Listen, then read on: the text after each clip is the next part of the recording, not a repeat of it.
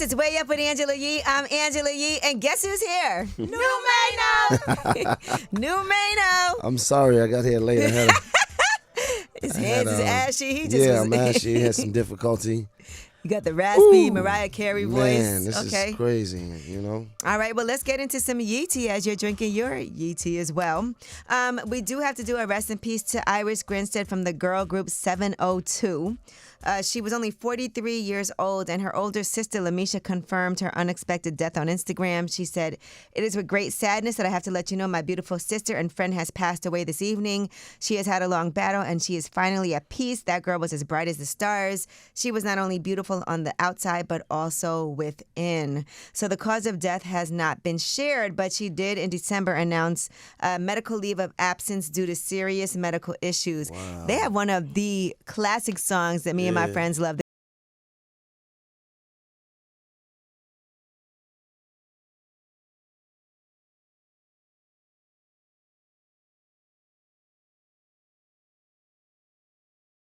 Wasn't it another one that died from that group?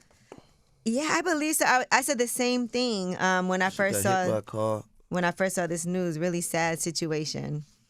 All right, now another really sad situation to see is this beef that was happening over the weekend after the VMAs. Yeah, I don't want to see that. Right, isn't it? Yeah, I ain't for that. I don't want to pump that. I don't want to promote that. I want to see that not turn it into something that it could turn into.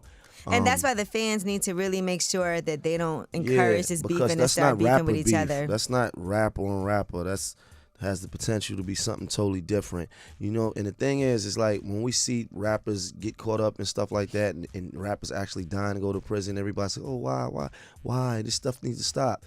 And part of what needs to stop is us promoting some of the stuff that's going on. Right. That's why I didn't do this story earlier. I didn't know you were going to come in today, and I was very concerned. I was like, where is Mano? For real, I was. No, but fortunately, you're here. But I'd like to get your take on things as you being a rapper in this business and having to deal with back and forth. How do you handle it, right? And sometimes the media and the press weighing in on it, as well as people on social media having things to say, can really inflate things even more. It does. That's the right word right there. It can really inflate things, and it pushes you in a position to feel like, man, I need to say something. I need to do something. Because everybody's saying that I need to, you know, people be commenting on your page and your DMs like you ain't gonna let that slide, right? Right. Yeah. I mean, and the other thing is this: it's two men who are also defending their wives. Right. That's pride. A lot of ego. And that is a lot of ego and pride. And how do you get away from that and resolve those issues? Y'all ain't got to be friends. Nobody has to be friends. But how do you make sure that, because at a certain point, it also affects the money. And the thing about pride and ego is there's so many men in prison and in graves behind pride and ego. You know, I've been a victim of that myself so many times. You know, not allowing things to, you know, be what they was because it was my pride that was pushing me to do things that I felt like I had to do because I was like, nah, I can't swallow my pride. Like I swallow my blood first, like, you know, and it's not cool.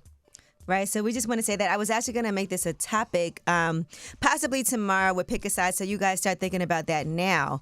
When things like this happen, do we have a responsibility? Do you want us to report it, or do you feel like let's not even report these things, right? Yeah, certain things I feel like we you know, some of the media, some of the blogs, I feel like should have a you know, some sort of understanding of what is it's different from like rapper on rapper, you know. But when you're dealing with people that, you know, are not actually artists and are connected to the street in a certain type of way, you know, it could have the potential to be something different, you know.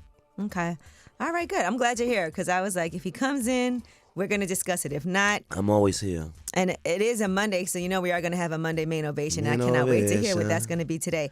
And lastly, since we're talking about the VMAs, Punch, who is SZA's manager from TDE, he did not like the treatment that SZA received from the MTV Video Music Awards this year, and that's why she did not perform. She According to Punch, when he spoke to the Hollywood Reporter, he said, obviously she had one of the best years. That's a fact. Right. If not the best year of any artist at this point, I don't see why she wouldn't be nominated for Artist of the Year. It just really didn't make any sense to me. It's disrespectful. And they ended up saying, okay, well, we could do another call because there were people on the call about logistics for the show who didn't have anything to do with the nominations. When we tried to set up the second call, they didn't want to discuss Artist of the Year, which to me was really a slap in the face. Why wouldn't she be nominated for Artist of the Year?